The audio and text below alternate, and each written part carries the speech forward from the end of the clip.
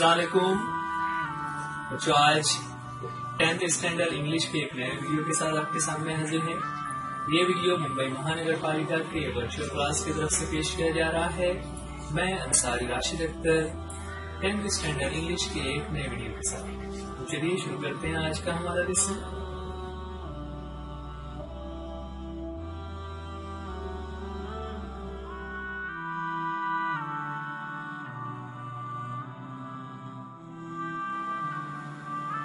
बच्चों, आज हम एसएससी इंग्लिश का पार्ट 2 देखने जा रहे हैं। जो हमने लास्ट वीक में चैप्टर देखा था, लास्ट वीडियो में जो हमने चैप्टर देखा, जो चैप्टर हमारा था स्टीफन हॉकिंग के बारे में, एन एपिटॉम ऑफ करेज, उसका पार्ट 2 आज देखने जा रहे हैं। पार्ट 1 में हमने उनके शुरुआती जिंदगी के बारे में देखा, उनके बचपन की कुछ बातें, किस तरह उनके फादर स्टीफन हॉकिंग को डॉक्टर बनाना चाहते थे, लेकिन स्टीफन हॉकिंग को मैथ्स में इंटरेस्ट था। इसी वजह से यानी वजह भी बताई गई कि ऑक्सफोर्ड यूनिवर्सिटी में उस वक्त मैथ्स नाम का कोई स्पेशलाइज सब्जेक्ट नहीं था। ये 1950-1960 की बात हो रही है। इस वजह से उन्होंने फिजिक्स ले लिया, और फिजिक्स में हमने बात की थी लास्ट वीडियो में। आप चैनल में जाकर वीडियो को देख सकते हैं, या ऊपर ये जो डॉट दिखाई दे रहा है उसमें भी आप इस वीडियो को पार्ट 1 देख सकते हैं, जिसमें ये सारी बातें हमने पढ़ी। तो हमने देखा था कि किस तरह स्टीफन हॉकिंग ने फिजिक्स लिया, और फिर उम्र गुजरते गुजरते उनकी बॉडी जो है वो पैरालाइज्ड होना शुरू हो गई। उनके जिस्म के मुख्तलिफ आज़ा ने काम करना बंद कर दिया। उन्हें एक बहुत ही खतरनाक और ऐसी रेयर डिसीज हो गई थी जो बहुत कम लोगों को होती है। चलिए आगे बढ़ते हैं। पार्ट 2 में हम चैप्टर को रीडिंग करते हैं और उसके मीनिंग को समझते हैं। आगे का पार्ट आ रहा है कि in the meanwhile the disease worked its way into Stephen's body and left him disabled. वक्त गुजरता रहा है ना। इन द मीन वाइल यानी इसी के साथ साथ, यानी ऊपर पार्ट 1 में हम जो बातें देख रहे थे कि उन्होंने कॉलेज कर लिया, उन्होंने एडमिशन ले लिया, उन्होंने पीएचडी करना शुरू कर दी। इन सब के साथ साथ जो डिसीज उन्हें थी, उस बीमारी ने, उस डिसीज ने अपना काम दिखाना शुरू कर दिया। और वो काम क्या था कि स्टीफन्स बॉडी को उसने अटैक करना शुरू किया और लेफ्ट हिम डिसेबल्ड, और वो माजूर होना शुरू हो गए। उनके जिस्म ने काम करना बंद कर दिया, उनके बहुत सारे आज़ा जो है वो काम करना बंद कर दिए। इन सब के बावजूद he began studying the concept of black holes to get his PhD. बच्चों, यहाँ पर स्टीफन हॉकिंग के जो मोस्ट इम्पॉर्टेंट रिसर्च है वो ब्लैक होल्स के बारे में है। ब्लैक होल्स क्या हैं? ब्लैक होल्स खिला में पाए जाने वाले ऐसे कुछ इलाके हैं जो बज़ाहिर बिल्कुल काले दिखाई देते हैं, लेकिन उनमें बहुत ज्यादा कशिश होती है कि अगर कोई खिलाई सैयारा उनके करीब से गुजरता है तो वो ब्लैक होल उसे अपनी तरफ खींच लेता है, अपने अंदर खींच लेता है। इस तरह वहां से निकल पाना बहुत मुश्किल होता है। तो ये ब्लैक होल्स का पूरी थ्योरी है, जिसमें डॉक्टर स्टीफन हॉकिंग ने पीएचडी करना शुरू किया। पीएचडी ये कोर्स होता है जो पोस्ट ग्रेजुएशन के बाद किया जाता है। ऐसे आप इस वक्त एसएससी में हैं, एसएससी के बाद आप 11th-12th में जाएंगे तो वो एचएससी कहलाएगा। एचएससी करने के बाद आप कॉलेज में जाते हो तो वो ग्रेजुएशन कहलाता है। ग्रेजुएशन करने के बाद आप पोस्ट ग्रेजुएशन करते हो। फिर पोस्ट ग्रेजुएशन होने के बाद अगली स्टेप में आप पीएचडी कर सकते हैं। तो पीएचडी में चूंकि बहुत स्पेशलाइज्ड हो जाते हैं, जब आप किसी फील्ड में काफ़ी दिनों से पढ़ाई करते करते आप उसके एक्सपर्ट हो रहे हैं, तो अब उसमें आप मजीद ये पीएचडी करते हैं। पीएचडी दरअसल एक रिसर्च वाला कोर्स है।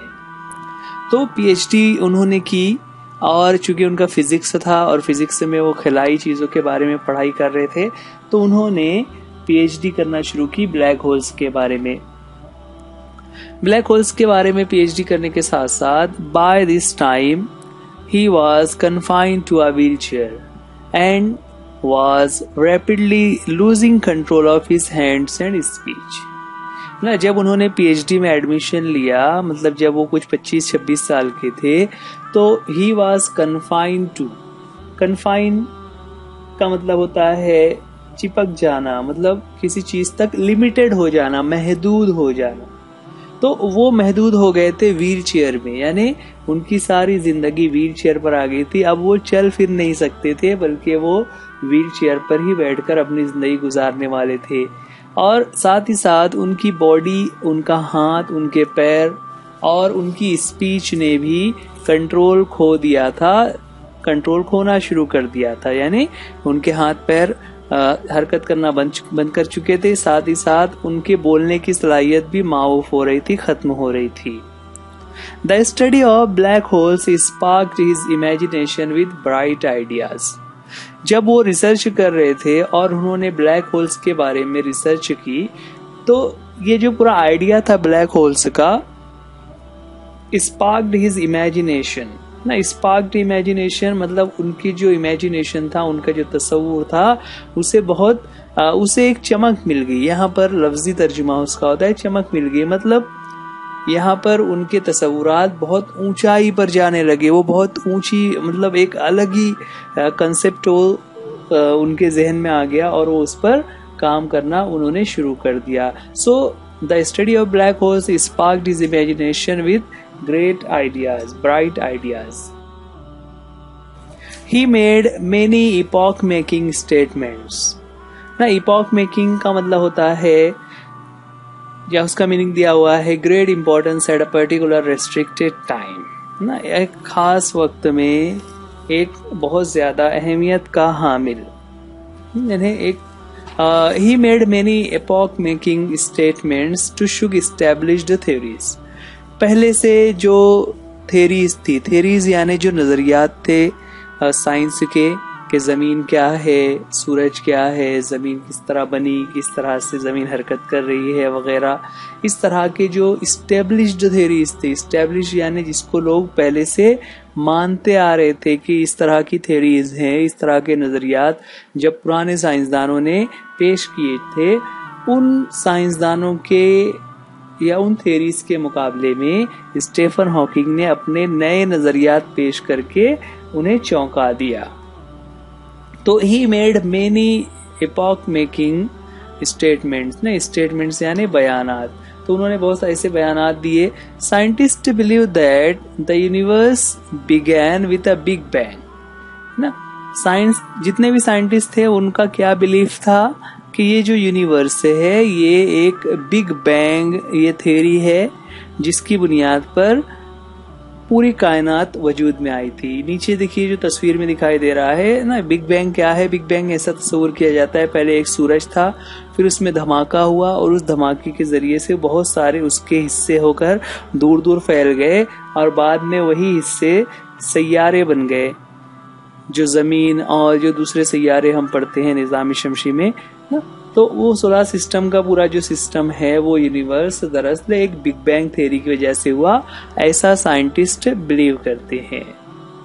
To explain this concept better, Stephen invented what is known as Lie algebra, है ना। ये जो साइंटिस्ट था, साइंटिस्ट का जो बिलीफ है बिग बैंग थ्योरी का कि जमीन किस तरह से वजूद आई, तो ये पूरे नजरिए को पेश करने के लिए स्टीफन हॉकिंग ने invented what is known as Lie algebra. Lie algebra ना, लाई अलजेब्रा मतलब झूठा अलजेब्रा, जो उसका मीनिंग होता है। लेकिन यहाँ पर ये एक थ्योरी है जिसके जरिए से उन्होंने इस पूरे नजरिए को समझाने की कोशिश की कि किस तरह से बिग बैंग हुआ होगा और किस तरह ये जमीन वजूद में आई है।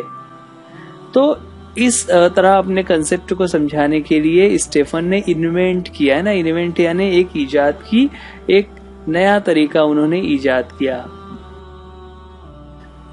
दो confined to a wheelchair with no control over his body, save a finger and with a computer to help him express his thoughts. जब स्टीफन हॉकिंग इस तरह से उनकी पूरी बॉडी जो है वो एक जगह पर मुंजमद हो गए, उसके बॉडी ने काम करना बंद कर दिया था और वो व्हीलचेयर पर ही महदूद हो गए थे। तो ऐसे में उन्होंने फिर क्या किया, अपने व्हीलचेयर पर रहते हुए अपने हाथ की उंगलियों से कंप्यूटर की मदद से उन्होंने अपने ख्यालात को एक्सप्रेस करना शुरू किया। दरअसल क्या हो रहा था, उनकी पूरी बॉडी धीरे धीरे करके पैरालाइज्ड हो रही थी, लेकिन उनकी उंगलियों में अब भी जान बाकी थी। यानी वो मुंह से कुछ बोल नहीं सकते थे, हाथ से कुछ हरकत नहीं कर सकते थे, लेकिन उनकी उंगलियां जो है वो काम कर रही थी और उन उंगलियों की मदद से उन्होंने कंप्यूटर के जरिए से अपने थॉट्स को एक्सप्रेस करना शुरू किया। Doctor Hawking is an authority on profound subjects of science, है ना। वो एक अथॉरिटी बन गए, मतलब अथॉरिटी से मुराद यहाँ पर है कि उनकी बात बिल्कुल सच मानी जाएगी, कि अगर वो कुछ कह रहे हैं ना तो उनकी बातों को यकीन किया जाएगा। ऐसे शख्स को अथॉरिटी कहते हैं, हकदार कहते हैं। तो वो on profound subjects of science, है ना। प्रोफाउंड सब्जेक्ट्स यानी जितने भी सब्जेक्ट्स हैं साइंस के, सारे सब्जेक्ट्स में ना, सभी सब्जेक्ट ना, केमिस्ट्री हो, फिजिक्स हो, बायोलॉजी हो, खिला के बारे में हो, जमीन के बारे में हो, जितने भी लोग साइंस पर काम कर रहे हैं उसमें अगर स्टीफन हॉकिंग कोई नजरिया या कोई बात पेश करते हैं तो सब लोग उसको एक्सेप्ट करते हैं। Numerous honorary doctorates and awards have been bestowed on him ना। जब कोई शख्स किसी फील्ड में बहुत कामयाबी हासिल करता है, कोई खास मकाम पा लेता है, तो लोग उसे अवार्ड देते हैं। तो यहाँ पर चूंकि स्टीफन हॉकिंग ने भी अपनी सभी तरह की जिस्मानी कमजोरियों, बीमारियों के बावजूद बहुत सारा रिसर्च वर्क किया था, इसलिए लोगों ने उनके लिए न्यूमरस मीन्स मेनी, बहुत सारे ऑनररी डॉक्टरेट्स। ये ऑनररी डॉक्टरेट्स क्या होता है बच्चों, अभी हमने पिछले स्लाइड में देखा जहां पर आया हुआ था पीएचडी। पीएचडी क्या होता है कि जब कोई स्टूडेंट कॉलेज की पढ़ाई पूरी करने के बाद आगे उसी सब्जेक्ट में जिसकी वो पढ़ाई कर रहा था, रिसर्च कर रहा था, तो उसे पीएचडी या फिर डॉक्टरेट्स कहते हैं। तो यहाँ पर स्टीफन हॉकिंग ने जो पीएचडी किया, उस पीएचडी करने के बाद जो शख्स पीएचडी करता है उसके नाम के साथ डॉक्टर भी लगाया जाता है। जैसे डॉक्टर एपीजे अब्दुल कलाम। तो डॉक्टर एपीजे अब्दुल कलाम हम क्यों कहते हैं, वो कोई डॉक्टर नहीं थे, यानी वो किसी का इलाज नहीं करते थे, बल्कि उन्होंने अपनी फील्ड में रिसर्च किया हुआ था जिसकी बुनियाद पर उन्हें डॉक्टर कहा जाता है। उसी तरह ये जो डॉक्टर हॉकिंग है, ये कोई मेडिकल वाले डॉक्टर नहीं है, वो लोगों को दवा इलाज का काम नहीं करते, बल्कि उन्होंने अपनी फील्ड में बहुत आगे तक स्टडी किया हुआ है, रिसर्च वर्क किया हुआ है, इसीलिए उनको डॉक्टर कहा जाता है। तो जब कोई शख्स पीएचडी की कोर्स को पूरा कर लेता है, पीएचडी कंप्लीट करता है, तो उसके नाम के साथ डॉक्टर लग जाता है। यहाँ पर बहुत सारे कॉलेजेस और यूनिवर्सिटियां ऐसी होती हैं कि कोई शख्स किसी दूसरी फील्ड में अच्छा काम कर रहा है तो वो उसे अपने कॉलेज से डॉक्टरेट की डिग्री देते हैं। जैसे हमारे यहाँ पर अगर हम रिसेंटली बात करें तो बहुत सारे लोगों को ऐसी डिग्रियां मिलती हैं ना, जैसे डॉक्टर मनमोहन सिंह हैं जो हमारे पिछले वजीर आजम रहे, डॉक्टर मनमोहन सिंह, उन्हें लंदन की यूनिवर्सिटी से डॉक्टरेट की डिग्री ऑनररी दी हुई है ना, एजाज के तौर पर दी हुई है कि उन्होंने इकोनॉमिक्स में बहुत अच्छा काम किया, इसलिए उन्हें ये डिग्री दी गई। ठीक है, यहाँ पर स्टीफन हॉकिंग को भी इसी तरह बहुत सारे न्यूमरस ऑनररी डॉक्टरेट्स यानी बहुत सारी डिग्रियां और awards bestowed on him. Bestowed यानी किसी को पेश करना, देना, है ना, यानी ऐसी चीज जिसके जरिए से उनको इज्जत मिलेगी, उनकी हौसला अफजाई होगी। तो स्टीफन हॉकिंग को बहुत सारे अवार्ड्स और डॉक्टरेट की डिग्रियां मिल रही थी। आगे बढ़ते हैं, आगे कहते हैं उनके बारे में है कि he is a fellow of the royal society. अच्छा, ये एक और चीज है, the royal society. Royal society London में वाक़ एक अदारा है जहां पर दुनिया भर के जितने भी साइंटिस्ट जो कुछ नई इजादात करते हैं या नया काम कर रहे होते हैं, वो अपनी साइंसी इजादात को लोगों के सामने पेश करने के लिए रॉयल सोसाइटी से राब्ता करते हैं। और जब कोई वहाँ पर अच्छे से काम अपना एक मुख्तलिफ काम पेश करता है तो वो वहाँ का मेंबर बन जाता है। और उस मेंबर के लिए फेलो ये एक दूसरा वर्ड है। क्योंकि स्टीफन हॉकिंग खुद लंदन के ही थे, ऑक्सफोर्ड के थे, और वो भी रिसर्च का ही काम कर रहे थे, इसीलिए वो एक वहाँ पर एक रुकन की हैसियत से रॉयल सोसाइटी के मेंबर भी रहे। लंदन के साथ साथ स्टीफन हॉकिंग जो है, चूंकि उनकी रिसर्च सारी दुनिया में मकबूल हो रही थी, तो he was a member of US National Academy of sciences. America में भी एक ऐसा ही अदारा है जिसका नाम है the US National Academy of Sciences. Stephen Hawking उस अकेडमी ऑफ साइंसेज के भी मेंबर थे, यानी बैक वक्त वो अलग अलग अदारों के मेंबर भी थे। ऐसा होता है कि जब कोई शख्स अपनी कोशिशों से बढ़कर काम करता है तो बहुत सारे लोग उनको इज्जत देने के लिए अपने साथ उन्हें शामिल कर लेते हैं। तो यहाँ पर स्टीफन हॉकिंग भी इस तरह दो मुख्तलिफ ममालिक के साइंस के जो अदारे हैं वहाँ पर जुड़े हुए थे, उसके वो मेंबर थे। तो रॉयल सोसाइटी हमेशा से मतलब एक, चूंकि आप तारीख में पढ़ते हैं, एक ज़माना था जब दुनिया के अक्सर हिस्सों में अंग्रेज़ों की हुकूमत थी। तो अंग्रेज़ जो भी रिसर्च का काम होता था वो इंग्लैंड में होता था। तो वो बहुत, यानी 17वीं सदी से ही रॉयल सोसाइटी की इजाद हो गई थी। जितना भी साइंसी इनकलाबात आए हुए हैं, सनती इनकलाब आए हुए हैं, उन सबको इसी जगह पर, उन मशीनों को यहाँ पर लोग पेश करते हैं। उन दवाओं को जिस पर रिसर्च हो रही है वो दवाएं रॉयल सोसाइटी में लाकर पेश की जाती है। वहाँ पेश करने का तरीका क्या होता है कि वहाँ पर और भी दूसरे बहुत सारे साइंटिस्ट होते हैं जो पेश करने वाले साइंटिस्ट की रिसर्च को ऑब्जेक्शन लेते हैं या उसको जायजा लेते हैं कि ये शख्स है, जैसे अभी आजकल जो है वो कोरोना की वबा चल रही है और उसकी दवा नहीं मिल पा रही है, तो जितने लोग काम कर रहे हैं उस पर दवाएं बनाने का वो काम चल रहा है। जैसे ही कोई दवा कामयाब होगी तो पहले उसे रॉयल सोसाइटी में पेश किया जाएगा, यहाँ पर जो दूसरे जो रिसर्च करने वाले लोग हैं वो आकर उसको जायजा लेंगे कि वाकई में ये जो दवा बताई गई है ये दवा सही है या नहीं। तो एक ज़माने से, सदियों से ये सिलसिला वहाँ पर चला आ रहा है। और उसी तरीके का एक अदारा जो है वो अमेरिका में है, US National Academy of sciences. वहाँ भी दुनिया भर के अलग अलग साइंटिस्ट जो है वो आकर रिसर्च करते हैं और अपनी कोशिशों को लोगों के सामने पेश करते हैं। आगे बता रहे हैं कि इन spite of being considered Einstein's equal in intelligence, doctor Hawking is a very humble man. ना एक चीज और, यहाँ पर स्टीफन हॉकिंग के बारे में यहाँ पर जो बात चल रही है तो उनका मुआवजा किया हुआ है आइंस्टाइन से। कि आइंस्टाइन जो फिजिक्स में उन्होंने बहुत, जितनी भी मशीनें हम देखते हैं उन मशीनों की ईजाद की शुरुआत आइंस्टाइन की तरफ से की गई। बाद में आने वाले साइंसदानों ने उस पर मजीद काम करके उसको और आसान से आसानतर बना दिया। लेकिन आइंस्टाइन जो है वो एक बहुत ही ज़हीन साइंटिस्ट था जिसने पूरी दुनिया को बदल कर रख दिया हुआ है। तो in spite of being considered Einstein equal in intelligence, Stephen Hawking को आइंस्टाइन के बराबर इंटेलिजेंस समझा जा रहा है। उसके बावजूद ना, इन स्पाइट ऑफ का मतलब होता है इसके बावजूद।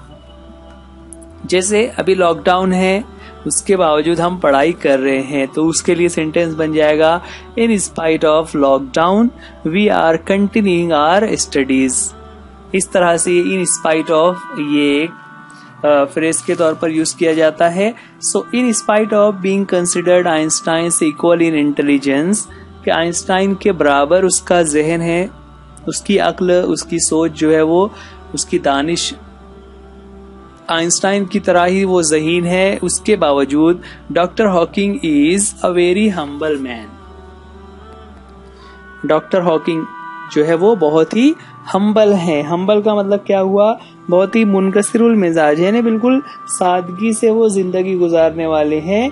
वो उनके अंदर कोई घमंड या तकब्बुर ऐसी बातें नहीं है, बल्कि वो बहुत ही नर्म दिली से, मोहब्बत से लोगों के साथ मिलते हैं।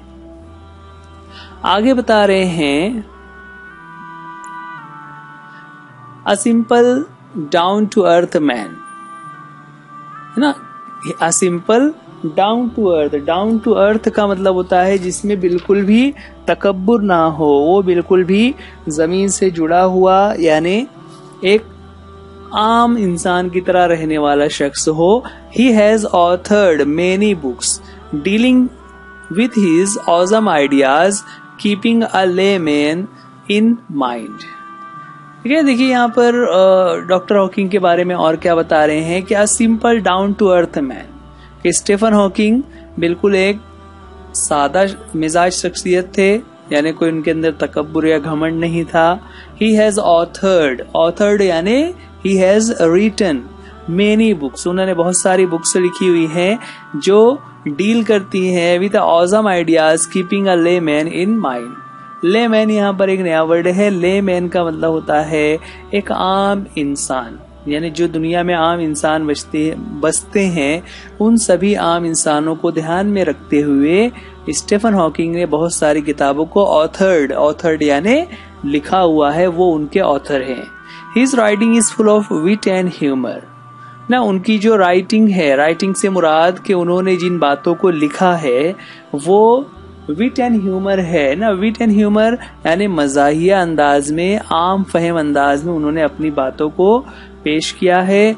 His style is so lucid, उनका जो राइटिंग का स्टाइल है, यानी वो जिस तरीके से किताबों में अपनी बातों को पेश करते हैं वो बहुत ही लूसिड है, सरल है, आसान है। That non scientist can also understand him, कि कोई भी शख्स जो साइंटिस्ट नहीं है वो भी उनकी बातों को आसानी से समझ सकता है, उनकी किताब को पढ़कर उसे एंजॉय कर सकता है। उनकी किताबों का तस्करा यहाँ पर हुआ तो उनकी एक बहुत ही मशहूर किताब है his book a brief history of time is one of the best selling books of our times ना। ये देखिए उनकी बुक का टाइटल पेज है जहाँ पर उन्होंने अपनी रिसर्चेस के बारे में, अपने ब्लैक होल और बिग बैंग के बारे में बहुत सारी बातों को तफसील के साथ इस किताब में डील किया है। इस बुक का नाम है a brief history of time. तो a brief history of time जो है वो it is one of the best selling ना। बेस्ट सेलिंग का मतलब क्या होता है कि दुनिया भर में बहुत सारी किताबें छपती हैं और वो अपने अपने इलाकों में, अपनी जबान वाले इलाकों में किताबें फरोख्त होती रहती हैं, लेकिन कुछ किताबें ऐसी होती हैं जो बकिया किताबों से आगे बढ़ जाती हैं, यानी उस किताब को बहुत सारे लोग खरीद रहे होते हैं ना। हमेशा ऐसी बहुत सारी बुक्स आ रही होती है जो बेस्ट सेलिंग बन जाती है। स्टीफन हॉकिंग की जब ये बुक मार्केट में आई, a brief history of time, तो ये भी one of the best selling books थी कि सबसे ज्यादा बिकने वाली किताबों में इनका भी नाम है। चूंकि उनका टॉपिक ही इतना इंटरेस्टिंग है इसलिए उनकी किताब भी वैसे ही है। On being asked how he feels about having the dreadful ALS, देखिए यहाँ पर एक क्वेश्चन है कि ऑन बीइंग आस्क्ड, जब उनसे पूछा गया कि how he feels about having the dreadful ALS, है ना। ALS यानी जो उनको जो डिसीज हो गई है जिसकी वजह से उनकी बॉडी जो है वो काम करना बंद कर चुकी है, उनकी सिर्फ उंगलियां ही चल रही थी। तो इस डिसीज के बारे में जब डॉक्टर हॉकिंग से पूछा गया कि आप इतनी बुरी तरह से इस बीमारी से मुतासिर हैं तो आपको कैसा लगता है, आप क्या सोचते हैं, तो डॉक्टर हॉकिंग उनके बारे में दो यहाँ पर वर्ड्स यूज किए हुए हैं, quintessence and optimism. The quintessence of optimism and hope says कि डॉक्टर हॉकिंग जो कि एक उम्मीद और एक मिसाल बन गए हुए हैं लोगों के सामने, है ना। एक मिसाल है कि किस तरह एक माजूर शख्स इस तरह से काम करके अपना और इंसानों को फायदा पहुंचा सकता है। तो स्टीफन हॉकिंग जो एक एग्जाम्पल बने हुए हैं, उन्होंने इसका जवाब दिया। उन्होंने क्या कहा, not very different from the rest, कि मुझे दूसरों से बिल्कुल भी अलग नहीं लगता। अच्छा, यहाँ पर रेस्ट लिखा हुआ है। रेस्ट का मतलब हमें पता है, रेस्ट का मतलब होता है आराम। लेकिन जब इस तरह से आए फ्रॉम द रेस्ट का मतलब होता है बाकी लोग, यानी बाकी जो आम इंसान हैं, बाकी जो लोग हैं, उनसे कहा जा रहा है not very different from the rest, कि मुझे दूसरों से बिल्कुल भी अलग महसूस नहीं होता। I try and lead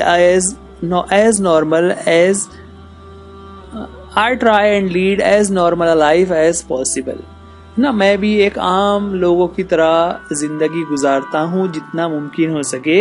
and not think about my condition और regret the things it prevents me from doing which are not many ना। यहाँ पर शुरू में जैसा हम पढ़ रहे थे, फर्स्ट पैराग्राफ में आया था कि लोग जो है तो अपनी बीमारी पर मॉर्निंग करते हैं, पछतावा करते हैं, अफसोस करते बैठे रहते हैं।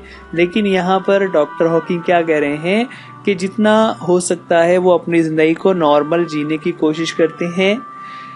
Not think about my condition और regret the thing in it prevents me from doing, कि वो अपनी जिंदगी में जिन चीजों को वो नहीं कर पा रहे हैं या जिस हालत में वो इस तरह से हो गए हैं उसके बारे में वो बिल्कुल भी नहीं सोचते, और जो काम वो नहीं कर पा रहे हैं उस पर उन्हें कोई रिग्रेट नहीं है। रिग्रेट यानी अफसोस होना, पछतावा होना कि मैं भी नहीं, मतलब जैसे अभी हम बात करें कि वो इस तरह व्हील चेयर पर ही रहते हैं, तो उनको भी ऐसा शौक होता होगा कि मैं भी लोगों की तरह चल सकूं, भाग सकूं, खेल सकूं ना। फिर उनके हाथ पैर भी सही से काम नहीं कर रहे हैं तो खाना कैसे खाते होंगे, वो दूसरे कोई शौक नहीं कर सकते।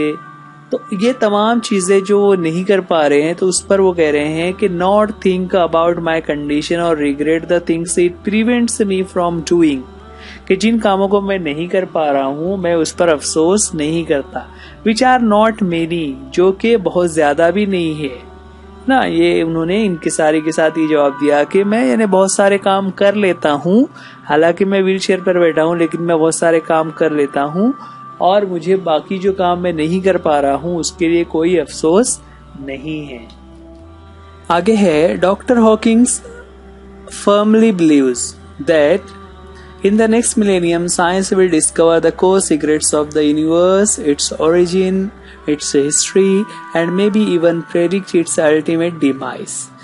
डॉक्टर हॉकिंग जो है वो बिलीव करते हैं, और वो भी कैसा, फर्मली यानी अटल उनका भरोसा है, मतलब उन्हें पूरा यकीन है ना, उन्हें पूरी तरह से इस बात का यकीन है कि आगे चलकर नेक्स्ट मिलेनियम का मतलब यहाँ पर होता है सदी, कि अगली सदी में, अगले 100 सालों में science will discover the core secret, कि साइंस जो है वो कोर सीक्रेट्स यानी जो अहम राज जो बाकी हैं हमारे इस जमीन के बारे में, कि हमारी जो यूनिवर्स है ये कायनात कैसे बनी, its origin, it's history and may be even predict it's ultimate demise ना। तो उसकी हिस्ट्री, तारीख के बारे में भी मालूम हो जाएगा, और साथ ही साथ वो अल्टीमेट डिमाइज कि उसका खात्मा कैसे होगा उसका प्रेडिक्ट भी कर सकते हैं, पेशन गोई भी कर दी जाएगी कि किस तरह ये हमारी जमीन जो है वो वजूद में आई थी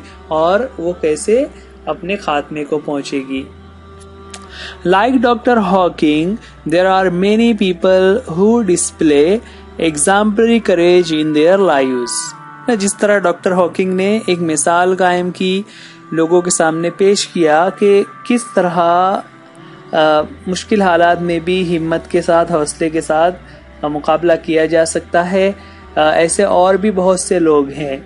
Let us salute all those brave people, है ना। आइए हम सब मिलकर ऐसे लोगों को सैल्यूट करें, यानी उनको सलामी पेश करें, who in spite of being disabled strive to do their best, कि जो लोग डिसेबल्ड यानी हैंडीकैप होने के बावजूद स्ट्राइव यानी टू वर्क हार्ड, कि जो लोग माजूर होने के बाद भी सख्त मेहनत करते हैं और मेहनत के जरिए से वो अपना बेस्ट देते हैं, मतलब जितना भी वो कर सकते हैं, जो भी काम वो कर सकते हैं उसमें वो अपना बेस्ट एफर्ट लगाते हैं।